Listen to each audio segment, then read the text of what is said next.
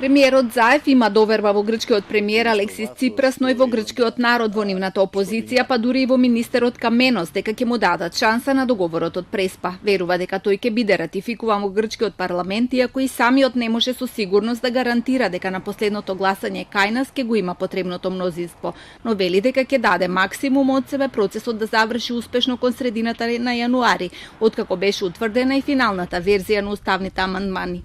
Кеве не излегува мечки во амандманите, нема ништо скриено, нема ништо закукулено, замумулено, тоа беа дебатите тие се, чесен пристап на имплементацијата на договорот од Преспа.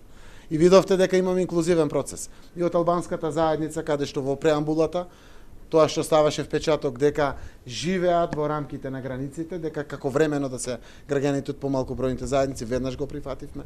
Во делот на водењето на грижата на државата према својата диаспора, ја вклучивме целата диаспора, не само македонскиот народ. Спротивно на овие очекувања, вчера грчкиот министер за одбрана Панос Каменос најави дека ќе си поднесе оставка веднаш штом се изгласаат измените во Македонија. Кај соседите повторно врие и откако премиерот Ципрас за вечерва најави обраќање во Солун на тема да за Македонија на демократијата и солидарноста, не за омразата и национализмот. Истовремено во Атина ќе почне 12-тиот конгрес на опозицијската конзервативна партија Нова демократија со говор на председателот Киријакос Мицотакис. Двата паралелни настани се причина за нови меѓусебни препукувања и остри обвинувања на тема Македонија. Во меѓувреме граѓански организации повикуваат на собир пред Белата кула за да протестираат против договорот.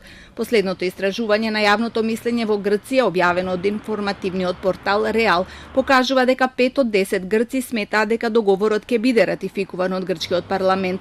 7 од 10 грци пак за договорот се изјасниле негативно и сметаат дека тој во иднина ќе создаде сериозни проблеми.